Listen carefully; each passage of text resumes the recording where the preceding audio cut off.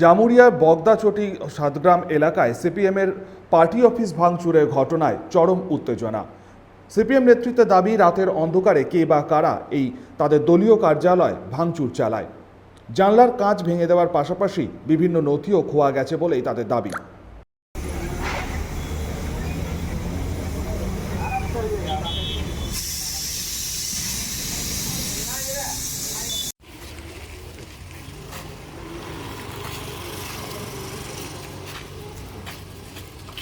এটা গতকাল রাত্রে প্রায় 3টে সাড়ে 3টের সময় রাত্রে ঘটনা ঘটিয়েছে, দুর্বৃত্তরাই ঘটিয়েছে।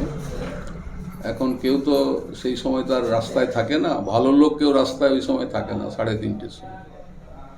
তো দুর্বৃত্তরাই ঘটিয়েছে এবং এটা ইনকোয়ারি পুলিশকে বলেছি আমরা, পুলিশ ইনকোয়ারি বলেছে করছি আমরা। এবং ওই যার বাড়িতে সামনে মানে গোবর দিয়ে নষ্ট করেছে দরজাটাকে, সে শুনলাম তৃণমূলের সমর্থক। ওখানে আমি যা খবরটা পেলাম ওখান থেকে। আর এটা তো বগুড়ায় হয়নি কখনো, এটা শুরু হলো।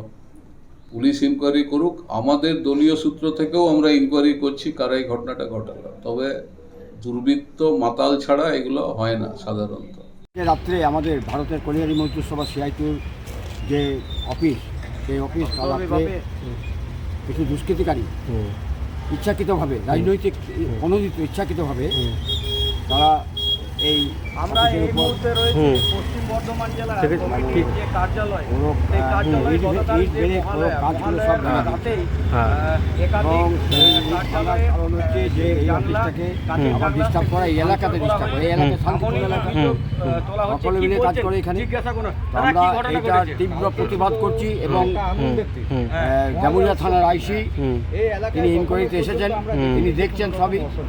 আমরা মনে করি এটা ইচ্ছাকৃতভাবে এটা করা হয়েছে এবং মনে করি যে এটা মানে এই এলাকায় যে শান্তিপূর্ণ এলাকা, সেই এলাকাতে ডিস্টার্ব করার চেষ্টা করে। শ্রীপুর ফাঁড়ির পুলিশ ঘটনাস্থলে এসে সম্পূর্ণ ঘটনা খতিয়ে দেখেন। কে বা কারা এই ঘটনার সাথে যুক্ত তা নিয়েও তদন্ত নেমেছে শ্রীপুর ফাঁড়ির পুলিশ। জামুরিয়া থেকে সঞ্জয় যাদবের রিপোর্ট, 99 নিউজ বাংলা।